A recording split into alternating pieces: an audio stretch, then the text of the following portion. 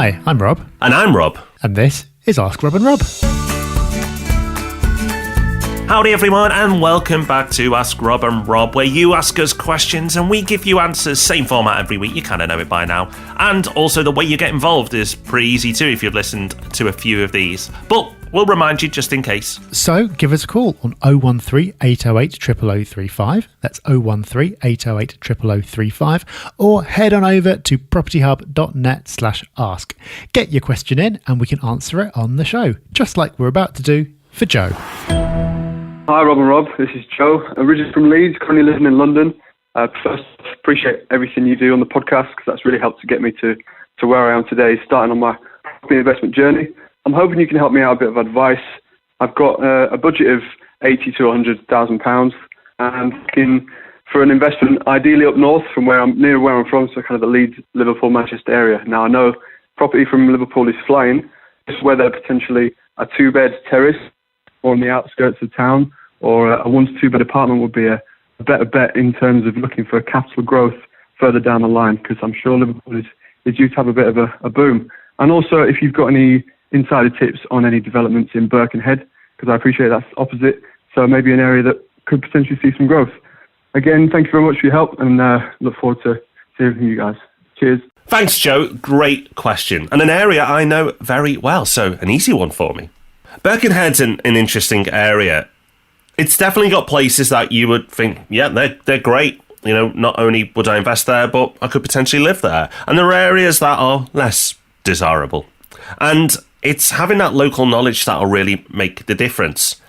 If you get it wrong, you could find yourself with an investment that's not looking too pretty.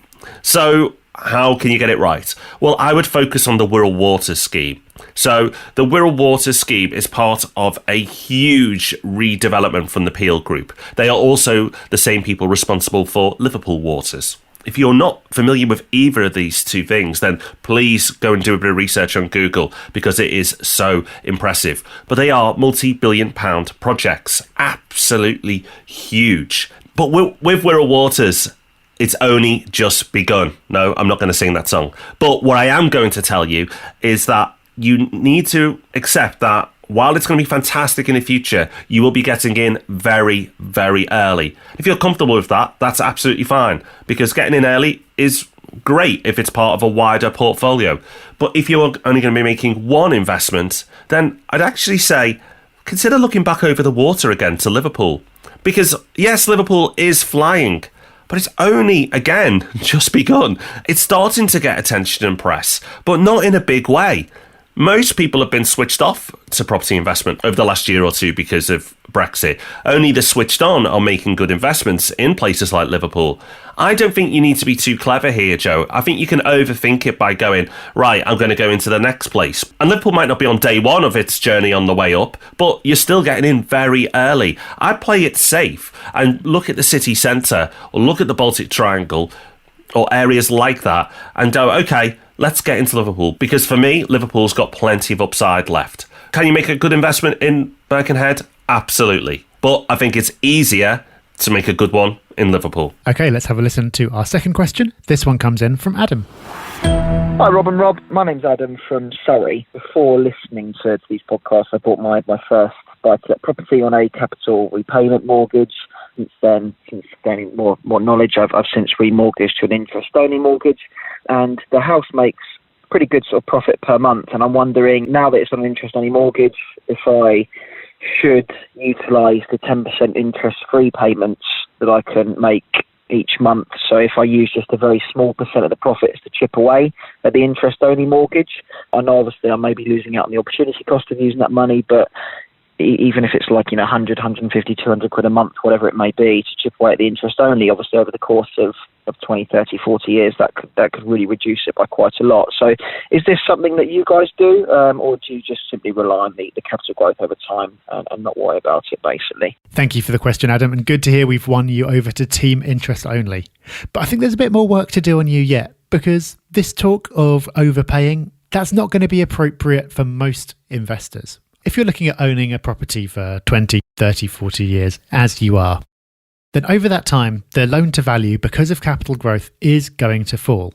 Of course, there might be times when the property's value falls and the loan to value actually increases, but over a multi-decade time frame, the loan to value will decrease, because even if the property only goes up in line with inflation at 2 or 3% a year, and you'd expect it to do more historically, but say it just goes up in line with inflation, because your debt is static, the loan to value is going to fall. So even without overpaying it, your loan to value will drift down from 70% to 60 to 50 and so on.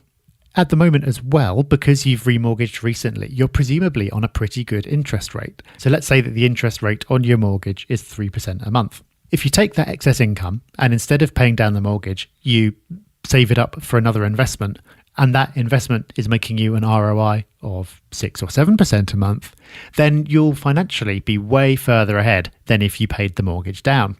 And this is what most investors do. They use interest-only mortgages to maximise their cash flow so they can then roll that cash flow over into more investments to grow the portfolio.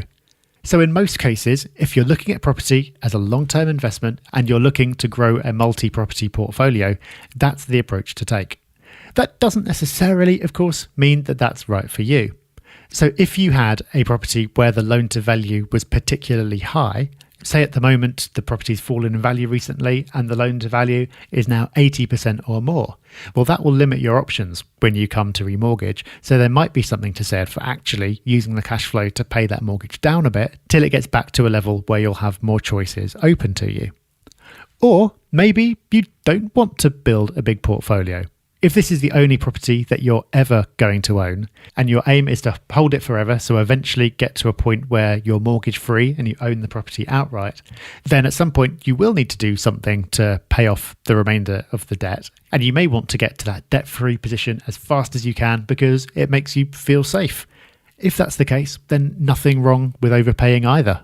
It really does come down to what you want and what you feel comfortable with and what your goals are. There's nothing wrong with having a small portfolio where you pay down your debt as quickly as you possibly can and become mortgage free. There's also nothing wrong with using debt intelligently to maximize the size of your portfolio and letting capital growth do a lot of the hard work in paying the debt down. It sounds like in your case, you probably do want to build a bigger portfolio, but you've still got some nerves around mortgage debt that you're working to get past. But that's just me reading between the lines of your brief message. Only you will know what option is really best for you, but hopefully that gives you some pointers to help you decide. So, there we go, Adam and Joe. You got your own show. So I hope you enjoyed that. And I hope everyone else did too. We'll be back with more questions next Tuesday. And we'll be back with the main event, the Property Podcast, on Thursday. So until then, take care, everyone. Have fun. Bye-bye. Bye-bye.